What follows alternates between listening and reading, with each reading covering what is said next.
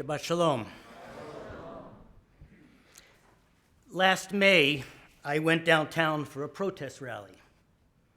As one who grew up in the Washington suburbs in a politically active family, this was a familiar activity for me. This rally, which ironically took place on the anniversary of Brown versus Board of Education, was the Jewish Rally for Abortion Justice.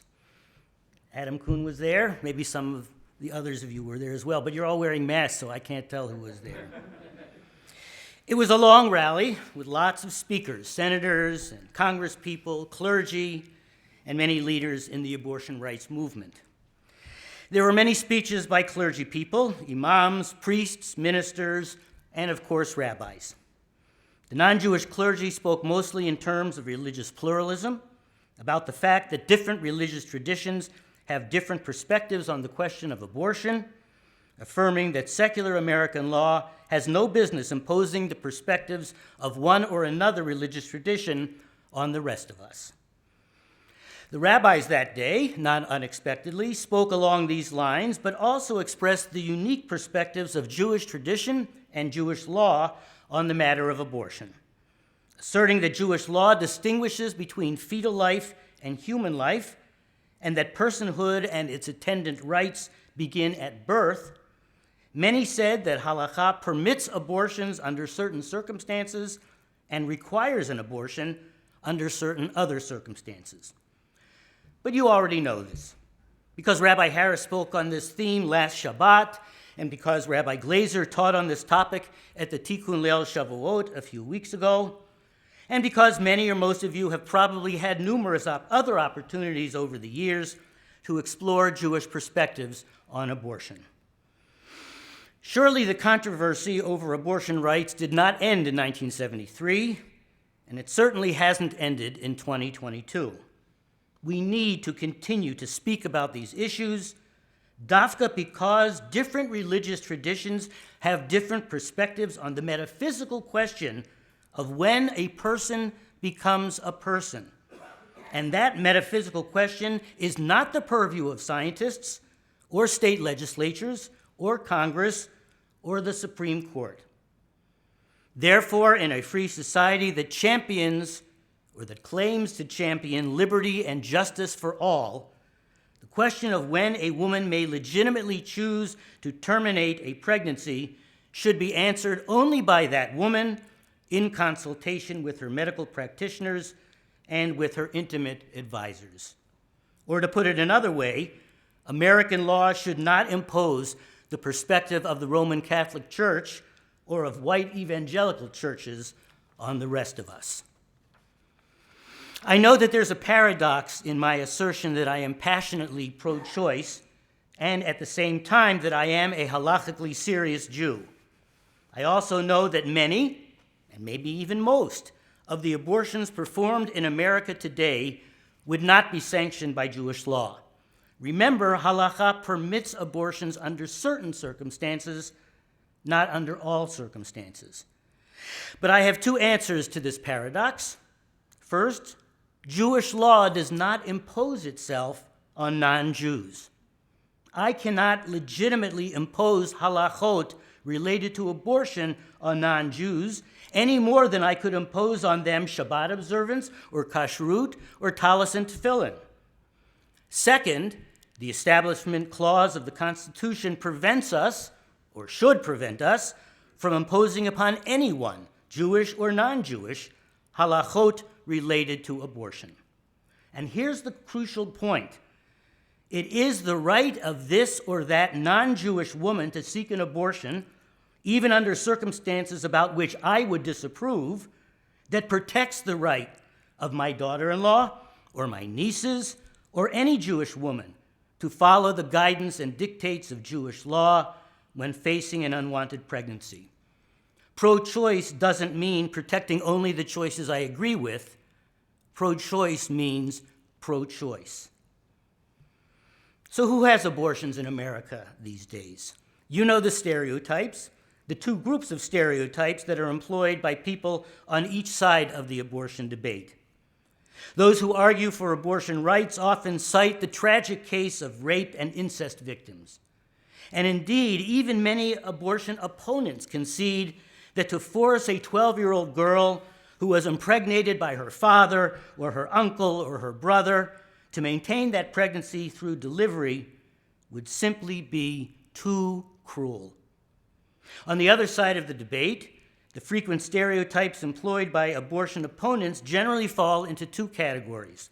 First, the young couple who can't be bothered to be responsible about birth control. And second, the career woman who's on the tenure track at her university or on the partner track in her law firm, and for whom an unexpected pregnancy is inconvenient. Shame on you, the anti-abortion activists tacitly say, and sometimes not so tacitly. Shame on you for being so irresponsible that you got yourself knocked up. Shame on you for being so selfish that you prioritize your yuppie dreams over the life that is growing inside of you. But the problem with these stereotypes is that it is not only hapless rape and incest victims on the one hand, and not only irresponsible teenagers and selfish careerists on the other hand, who seek abortion services. All kinds of women in all kinds of circumstances seek abortions. Women who are married and those who are not. Women who already have children and those who don't. People who can't be bothered with birth control sometimes become unexpectedly pregnant, as do people who are responsible and careful about birth control. People who casually hook up on a first date sometimes get pregnant, and halachically observant married couples sometimes face unexpected pregnancies. In the summer of 1989, my then wife sustained a head injury in a car crash.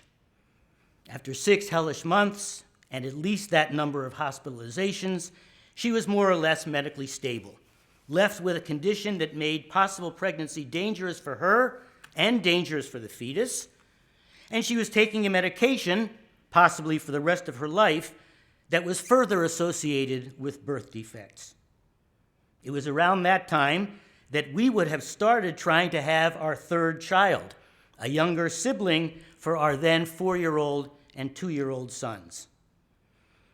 We had always planned to have 3 children, not only because Sandy had a premonition as a teenager that she was destined to be the mother of 3 sons.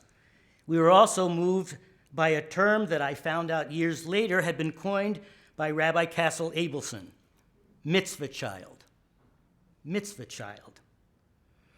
During the Holocaust, the worldwide Jewish population plummeted from 18 million to 12 million. And in the decades following, and in the decades since, we have not begun to recoup those lost numbers.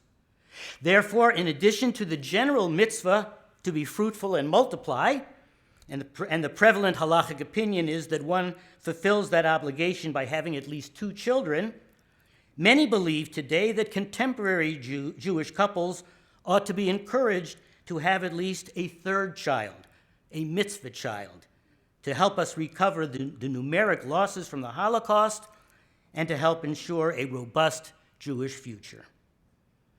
But after Sandy's injury, we couldn't have our mitzvah child, and our mourning for that opportunity that might never have come was real and was intense.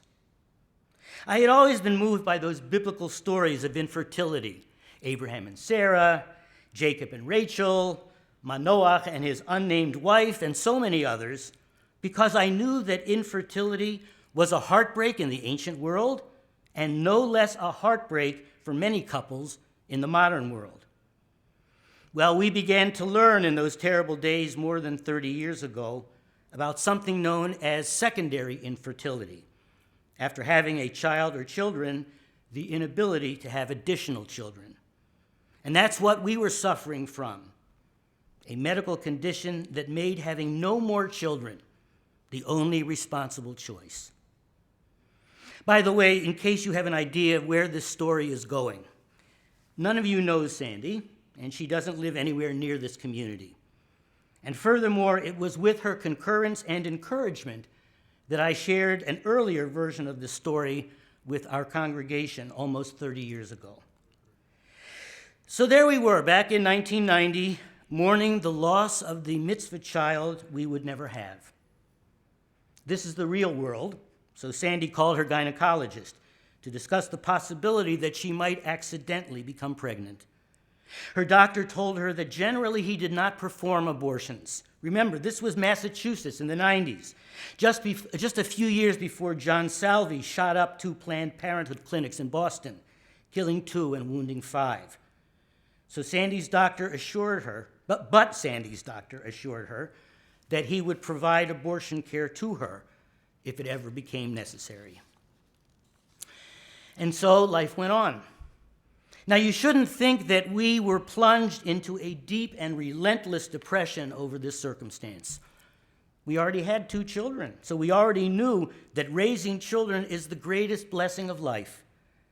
But although we surely enjoyed raising our boys, never far away was a tinge of regret about the additional blessings of parenthood that eluded us. Well, as I assume they still teach in sex education classes these days, no form of birth control is 100% effective. And a couple of years after her car crash, Sandy was pregnant. We had so yearned for that 3rd child. We had so looked forward to the blessing of that good news from the home pregnancy test. But with cruel irony, circumstance had turned that blessing into a bitter curse. On one level, we had little trouble making the decision or recognizing the only decision that was appropriate under those circumstances. We had little difficulty determining that this was a case in which an abortion was permitted according to halakha. And we knew what was in the best interest of Sandy's physical and psychological health and in the best interest of our family. But this didn't make the decision easy. Sometimes even when you know what the right decision is, that decision remains excruciatingly painful. Despite that pain, we knew what we had to do. So Sandy called her gynecologist, who told her that generally he didn't perform terminations. That's the word he used that day. That he had performed only 1 or 2 in the years since he had come to the community. Sandy reminded him of the promise that he had made over 2 years earlier. The doctor told her he'd like to check his notes in her file. And when he called back, and subsequent to that, he could not have been more helpful, more accommodating, and more sensitive. And then our insurance company denied coverage for the procedure. Prior authorization, don't you know? So he had more hoops to jump through, phone calls, paperwork, and so on. Finally, one day, an exhausted doctor's secretary said to the insurance company clerk, "This is a Tegretol patient." "Oh," answered the clerk, "in that case, of course it's covered." In the end, the termination was performed, and we went on, mourning for this additional loss, slowly trying to heal, knowing that we would never completely recover from this tragedy. And remember that we were still living with the overarching tragedy of secondary infertility, our inability to have that 3rd child that we so fervently had yearned for. It's just that circumstance had added insult to injury to our already overburdened neshamas. The good news is that for us, this particular heartbreak didn't last forever. Things changed. Sandy's medical situation evolved. And in April 1995, we had our mitzvah child. 30 years. It feels like just yesterday.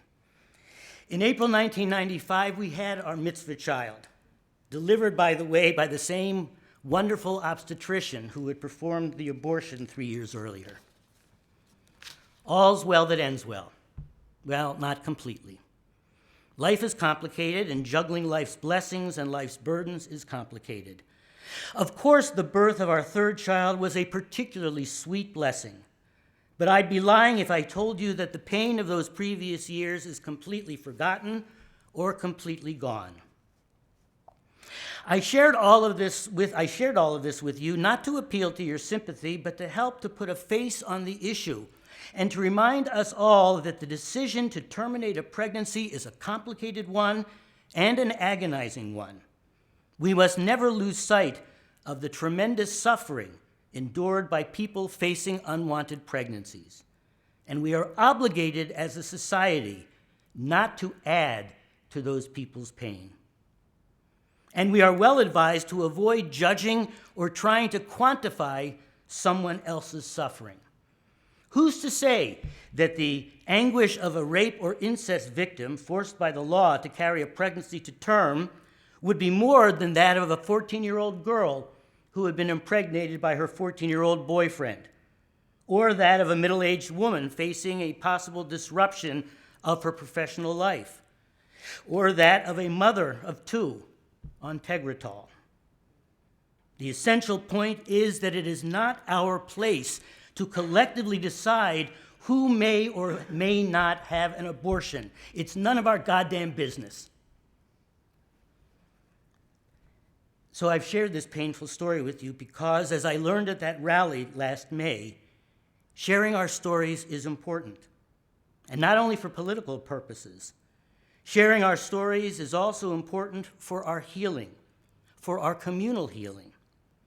As long as we live in a society in which women face unjust obstacles when seeking medical care, like the obstacles that Sandy and I forced years ago when we were living under the protection of Roe, we are a sick society, and we are all in need of healing. And that healing will be all the more necessary because of the unimaginable impediments that will be faced by countless women as we enter a horrific, brave new world after Roe.